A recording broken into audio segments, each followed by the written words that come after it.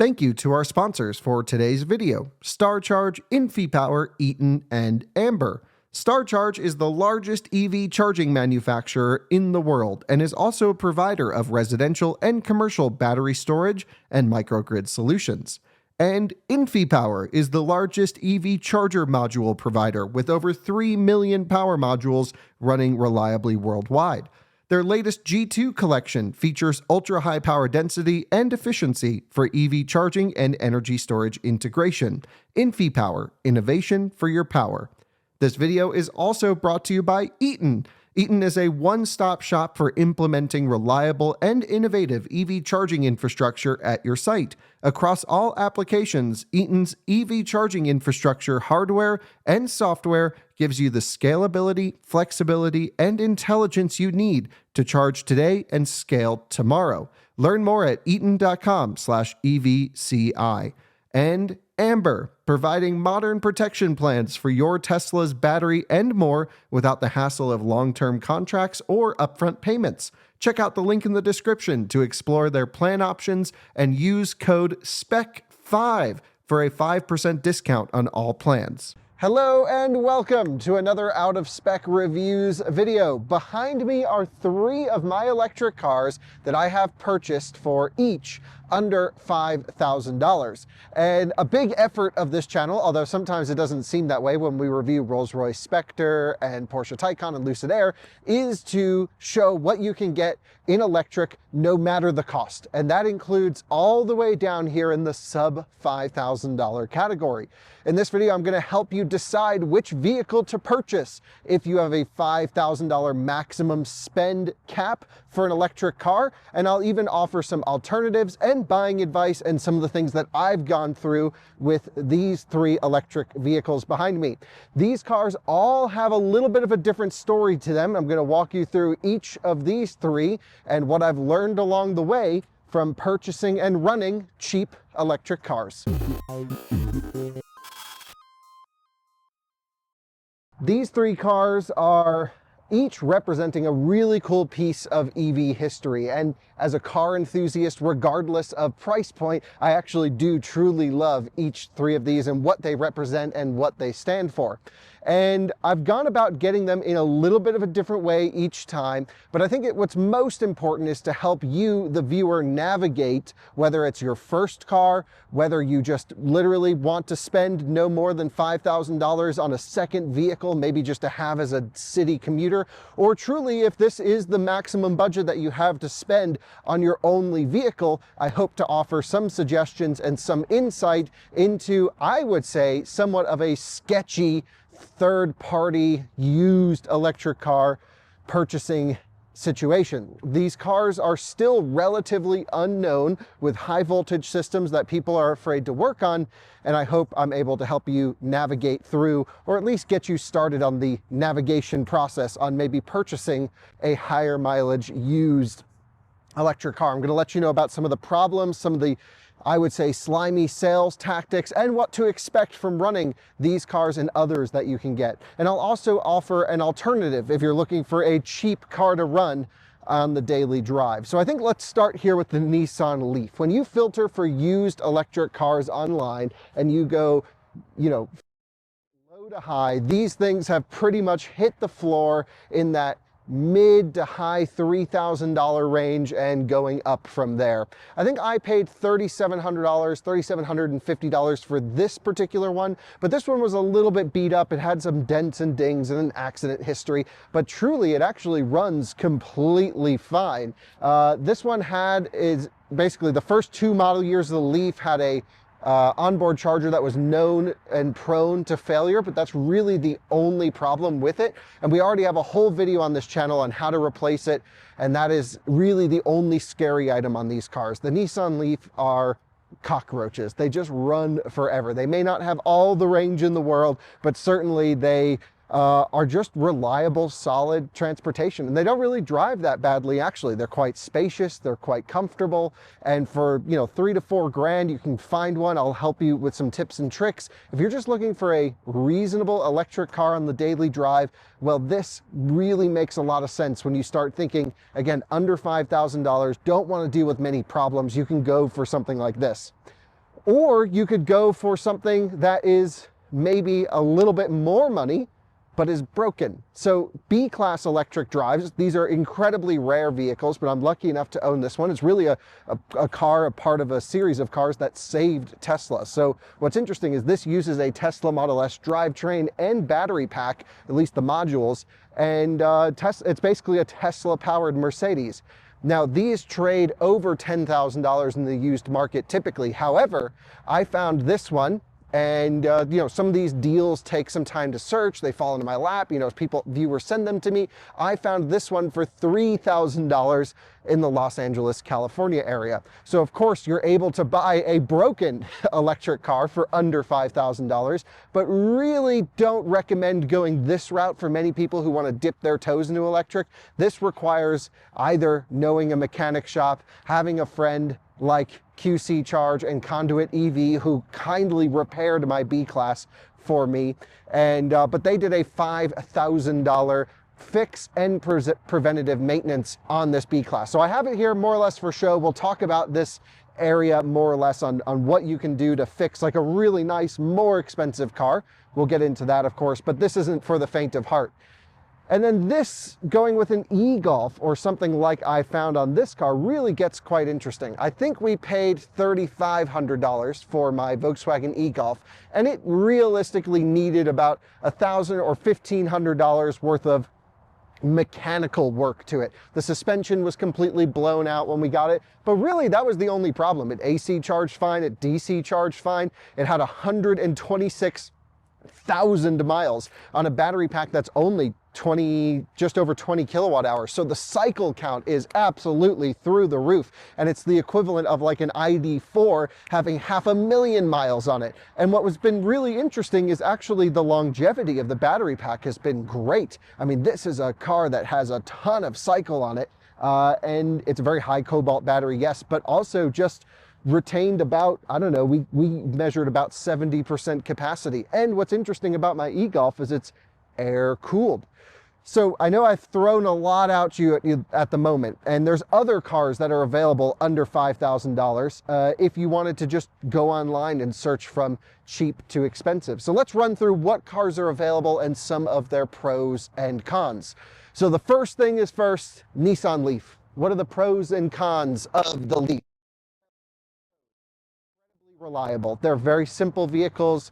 They don't really fault out that much. Like I mentioned, the onboard charger is really their main problem. And I actually drove this car for almost a year with a dead onboard charger and just was CHAdeMO DC charging it. Now that takes a lot of time and can degrade the battery pack, but there is a workaround, and I would highly recommend finding one of these with the optional DC charger on them. The way you can tell if it has the DC charger, by the way, it's an older dying standard, but adapters are coming onto the market now to make them still functional, is if you see the large plug here. This will allow up to actually about 50 kilowatt charging, but the curve isn't that great. So it really is like an hour to an hour and a half charging session. But at least if your AC onboard charger does fail, there is a workaround. You're not just completely stranded, especially if this is your only car. And again, this one was kind of ratty. I bought it at the height of COVID when car prices were at their highest. This was the cheapest electric car for sale in the country at the time that I purchased it. And again, here it is years later, still cooking, still button every time, and I can drive it all over the place, and I do, and I really do enjoy it. My friends Patrick and Liv borrowed this one for a little while, and it's been truly wonderful. So continuing on with the pros, well, it's quite comfortable and quite spacious. Come back here and take a look. This one is the SL model. It has heated front seats, heated rear seats, really cool tech in here. It's even got a solar panel built into the roof, surprisingly, so that your 12-volt battery doesn't die completely. That was really one thing that you'll have to do really with any electric car, of course, is replace 12 volts on a regular 5-6 year schedule, something like that. Huge amount of trunk space. It's just a very spacious vehicle. It's certainly not cool. You're never going to be the coolest kid in town driving a Nissan Leaf, but that's not the point. This is just cheap, reliable transportation, and that's where I really like it. But there's a couple things to look out for on the Leaf, and again, this is really going to be the most common under $5,000 vehicle. The first thing to look for is degradation on the battery pack. There's two types of cooling when it comes to battery packs in electric cars. The first is really no cooling, and that's where the Leaf sits. So if you find a car that was in Arizona or Florida or even Southern California and the battery pack was hot and charged high all the time, well, it could have increased battery aging, and that is really something that can impact the ownership of the vehicle. Thankfully, Nissan provides a gauge. Actually, if you can hop in this seat right here, Alyssa, I can show the viewers. Have a seat and turn the car on if you don't mind. Keyless start all the way in this thing, which is great. So I'll have the key right here. You can hit the start button. There we go. There are these little bars on the right-hand side, and you can see this one's lost a few since that full capacity. I think we're down 4 bars or something like that. And there's applications such as Leaf Spy that you can use to plug in, and it will tell you the battery capacity in the vehicle. If you see one that has really anywhere around this capacity or less, I would say about half the bars remaining, you have about half your usable capacity left. Each bar does translate into an actual degradation number. I don't know what it is offhand, but if you Google it, the information's readily available. Pop on out now. So thanks, Alyssa, for showing the viewers that. The degradation really is the main weakness of the Leaf, and that was what limits your total usable capacity.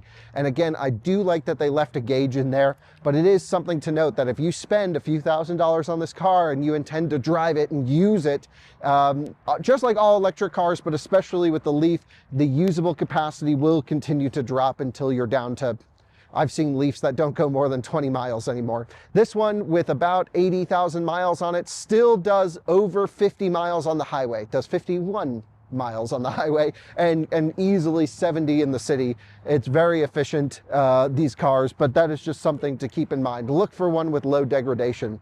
Other cons on the Leaf, well, there really aren't that many beyond that. There's slow charging performance, so you never really want to take this on a road trip because it uses an old charging standard that's there more or less as a backup, and it doesn't have the total range. But if you just need to get to work and back, and if the average commute is what, 30 miles a day for most people, this can easily do it. Even a degraded Leaf and just even a 110 outlet at home, just a regular, I should say 120 volt outlet at home, should be enough to get you through the daily drive. So again, this is the one that I recommend to a lot of my friends who are not able or willing to spend a lot of money on a car. They need cheap transportation. The Leaf really is a great option, and I've been living the lifestyle with this one for a while, and it's been great. I mean, we've done some interesting things with it, deep freezing it, trying to beat the crap out of it, and it's just held up through it all. It's been a wonderful option. This is truly one that I recommend. Before we go any farther, as we get into the other electric cars, the Leaf really is at the bottom of the food chain when it comes to price. However, there are a lot of other cars that you might see listed online at $4,900, $4,800, $5,200, whatever it is. Really be mindful that the price that is being listed does not include the tax credit. So many used car dealerships are completely being untruthful, untrustworthy. It's not anything new, but this whole spirit of the used EV tax credit is to help those who can't spend a lot of money for a car or are unwilling and want to get into a less expensive used electric car. The theory behind it is great. The place as to which it's coming from is amazing, because I have friends like my buddy Timon who was able to get a utility rate structure plus a federal tax credit on his used Model 3 Performance. It was a $25,000 car, and he got it down to, 20 or 17 grand, something like that. But so many dealers are advertising the price of the car, including the tax credit. Some of them are saying, no, it doesn't include the tax credit. Then you show up and you find out it does. And I think this really sets a lot of people up for a rough buying experience. And what I'd love to do it without a spec is maybe find a dealership or a retailer that specializes in selling electric cars and can be honest and truthful and help our viewers through this process. We haven't found them yet. I haven't really been looking, but if you're watching this video and bought a car from an EV specific or an EV knowledgeable dealership that we could send our viewers to that could ship anywhere in the country, that's what I'm really looking forward to, because I just went online on cars.com, on Auto Trader, on Car Gurus, on all the sites, and I found so many cool cars. BMW i3s, $4,800. You read the listing and it says, oh, includes $4,000 EV tax credit, which not everyone will qualify for. And on the other hand, some of them are listed that I know they're factoring in the tax credit, but it doesn't say it anywhere. And I'm not really sure how that's legal or even truthful to your clients. So that is one thing really to be mindful of, is the EV tax credit. So let's talk about other cars that you can get in this under $5,000 category. Well, the other one that comes to mind beyond the Nissan Leaf is the Mitsubishi i-MiEV. And I'm not sure if it's i-MiEV or i-MiEV. I always call them i-MiEVs, but I've spoken to a couple owners recently and they call them i-MiEVs. And it's just this ugly looking, very weird four-door thing. A lot of actually components, I believe, are shared with the Nissan Leaf. It uses CHAdeMO, air cooling, some other stuff as well.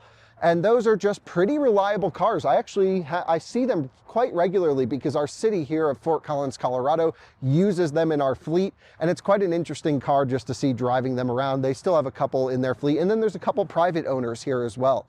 Occasionally a battery cell might go dead in those. And that's when it gets really scary, especially when it comes to the knowledge base of working on them. Leafs are so much more popular than i-MiEVs. And the third-party knowledge of individual repair shops that might be able to repair a battery pack on a Leaf is significantly higher than i-MiEVs, but still a relatively simple, basic electric car with your normal problems to look out for, which would be onboard chargers, looking for battery faults such as, really reduced capacity or even not turning on at all, which would indicate a failed high voltage battery pack.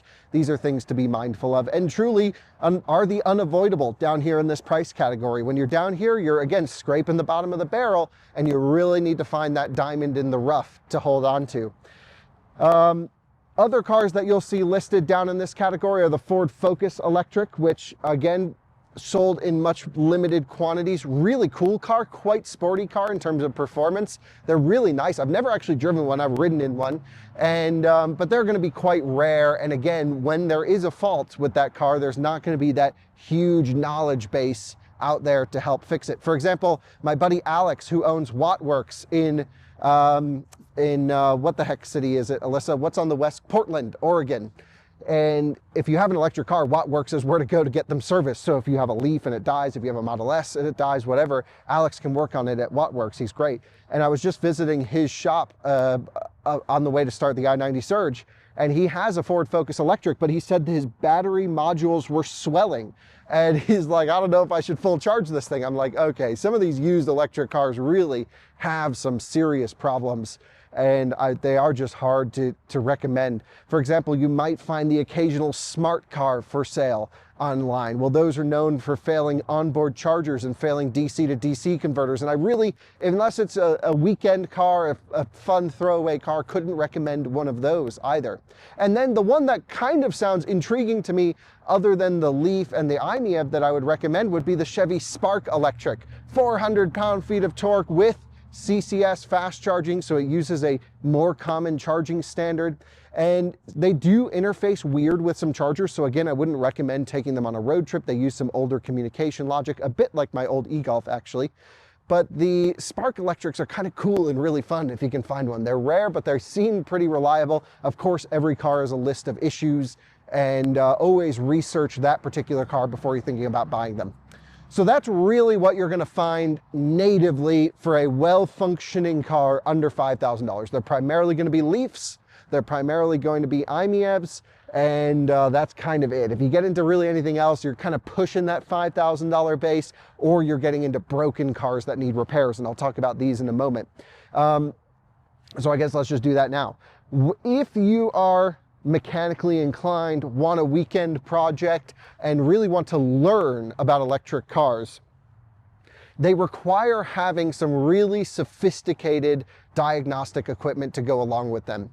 And I use all Autel diagnostic equipment here at the hub, which they were kind enough to send to me, but it's like a $7,000 scan tool that I can use to diagnose all of the modules on my B-Class electric.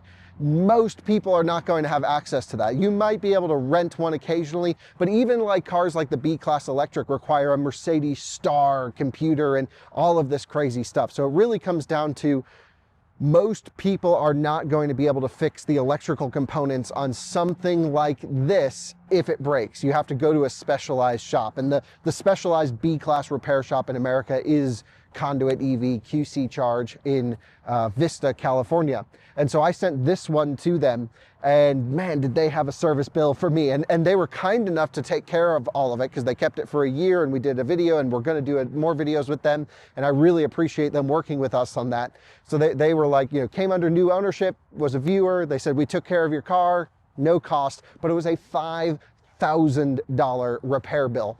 And so I'm very lucky to have a completely functioning B-Class, which I intend to use and drive, but it required some preventative maintenance, especially as you come into the RAV4 EV, second generation, this car, and Model S, early Model S's. They use what's called the large drive unit, the original first generation, and all of them will fail. All of those drive units will just completely die. There's no way around it. The seals will no longer seal, and coolant will go places where it shouldn't go, and it shorts out components. Bearings get ruined completely as well. And so what I did with this one was I am preserving my large drive unit, which already had a bearing overhaul, I guess, had new bearings put into it, the main bearing. And I did a coolant delete on this one. So maybe I won't have the thermal longevity of the motor, but it hasn't been a problem cruising at highway speeds or anything. And now I don't have to worry about the coolant just dripping, frying my inverters, and completely destroying the motor to the tune of $3,000 to $5,000 for a repair. It was a couple $1,000s as preventative maintenance, but it's the peace of mind knowing every time I get in this vehicle, it's ready to rock and roll. There were some other problems with this car, electrical gremlins, which is why I took a gamble on it and only paid $3,000, which is honestly for a car with 60,000 miles, about $8,000 under market value, retail market value on the car. It's probably what the trade-in value is, if I'm honest. So I'm not sure I'm like super ahead of like where a dealer would put money on this thing. But it required a DC to DC converter, and it was throwing up all these random and wacky faults, and it took multiple experts to really pinpoint where the problem was. And that's where, when you get into some of these electric cars that are incredibly complicated and hodgepodge together, a lot of these cars are just not easily serviceable. And a lot of times that's just because there's not many of them on the road. There isn't this large knowledge base. So my recommendation really would not be to go for something broken electrically like I went for here with the B-Class, because it took over a year and many people, many experts, to get it back on the road running and functioning.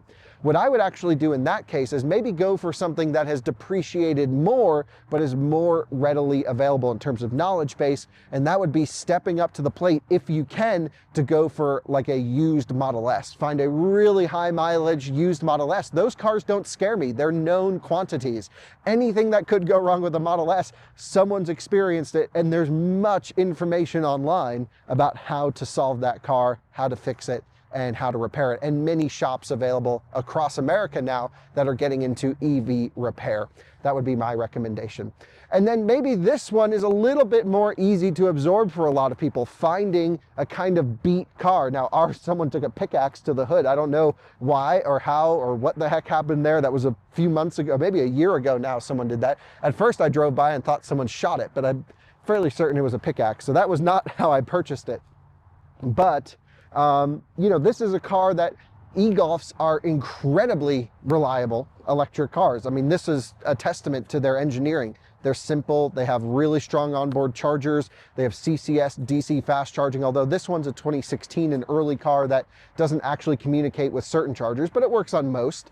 And they just are really nice drivers. I love the e-Golf. It's fun, it's zippy, it feels high quality. It's just a Mark 7 Golf. And that means that there's plenty of upgrades and modifications readily available. When I bought this car, there was nothing wrong with the electrical system. It literally just needed an alignment. When I went through and purchased it, there was a list of codes and every warning light on the dashboard. And I kind of had an inkling that Volkswagens do freak out when they're really out of alignment. The suspension was shot. So I took it to get aligned, and I put a new 12-volt battery in it, and that solved everything. Everything was completely solved at that point.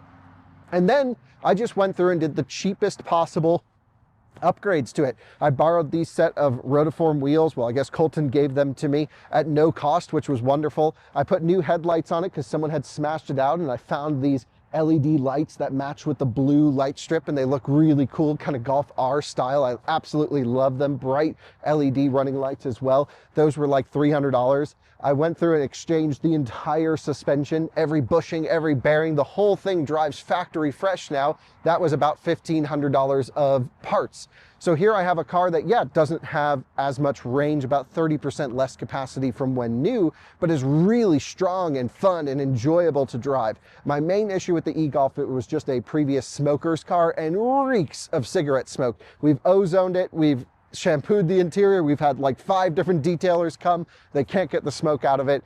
It's in there. It's unfortunate because it does stop me from driving it a little bit more than I would like to. But on nice days, I drive it with the windows down. But I feel like this, for a lot of people who are mechanically inclined, this is a much easier problem to solve than some of the electrical systems in that car. So again, if you're an average buyer, car shopper looking for easy transportation for you and kids, or just to get from work or to daycare and back, whatever the situation might be, highly recommend the Nissan Leaf. Find one with the highest capacity available. Find one with the CHAdeMO port that has a backup just in case your onboard charger does happen to fail. And then you'll have cheap, reliable transportation.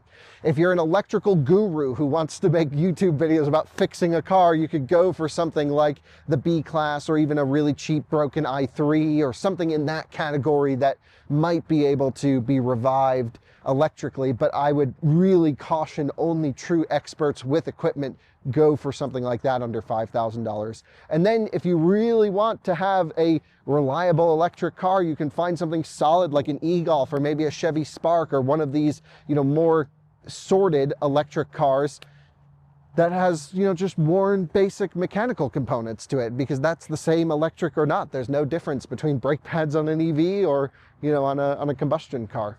And then I'm going to bring everyone over to the main recommendation of this video. A lot of people looking for a car under $5,000 are shopping, again, for an outright cash purchase. Typically, it's not very common to find financing on a car that's this inexpensive. It's doable, usually at, maybe buy here, pay here lots with extremely high interest rates that can trap you and help you get to financial freedom. Not that I'm a financial guy whatsoever, but I'm just saying that I see this happen sometimes to our viewers as well. What I would actually recommend is maybe going for something that's just going to have a really absolutely low cost of transportation with zero risk of fault because there's a warranty on it. And this doesn't work for everyone. It doesn't apply for everyone because you still need to have some amount of good credit in order to lease a car. But for example, this is a new Nissan Leaf, a brand new electric car. It's a $30,000 car. And I'm not recommending someone spend $30,000 on a car. What I'm recommending is to look at some of the leasing deals that are out there. Because if you just want headache-free, low dollar cost of ownership, well, this car, I believe, cost about $1,000 to have for 2 years on the lease that we have. Now, we went and worked a deal with Fort Collins Nissan where they were leasing Nissan Leafs with $500 out of pocket.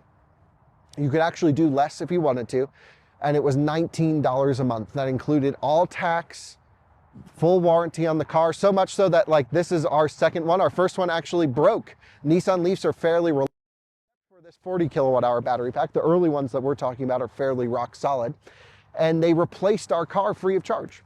And so that's just the kind of peace of mind you have where you're writing a check for $20 a month, something like that. You just have your transportation covered. Now, again, it only works really if you can have the credit to go into something like this, because a lease does require having some financial history. But Nissan's usually good at approving people, and I think they're no longer 20 bucks a month. They might be 50 or $70 a month, something like that. But it still is something to consider, leasing a car like this, just for the peace of mind. Get back on your feet if you're just in a situation, if you're in a bind. I know a lot of our viewers have commented, hey, I've got, something crazy happened to me. I just need a cheap car to get to the, grocery store and office and back, and I'm going to be back on my feet in a few years. that's where something like this really may make sense, again, if you're in the position to qualify. If you're not, then I think we have plenty of options that you can either just write a check for, or even maybe find some sort of financing depending on the year of the car, going with, I think the Leaf is really the safest option, but some other cars as well if you're so mechanically or, you know, fixing minded type of person. So I'd love to take you for a drive in my Leaf really quickly and just tell you about it, because I really think this is the best electric car to buy for under $5,000. It very much you know, comes down to the correct one, finding one with good battery capacity, and always take a car on a test drive before you purchase it. So let's jump in, go for a drive just around the block in my Leaf, and then we'll end the video. Welcome now to the inside of my Nissan Leaf. Let's power it up. It's very beige on beige on beige, but still some great tech in this one, being a fully spec'd SL. I have the screen. I've got some nerd data as well. I can come over here to my energy info and see how much power I'm using on my electric motor. And you can actually really learn a lot about an electric car with just having an old Leaf around, especially if it's a second or third vehicle and you just need to, like, some people have really long driveways and just need to get to the mailbox and back. This is really perfect for so many use cases. Now I'm at about, I don't know, 60% charge now, maybe 55%. It's indicating just under 40 miles of range, which is actually pretty good in this particular case.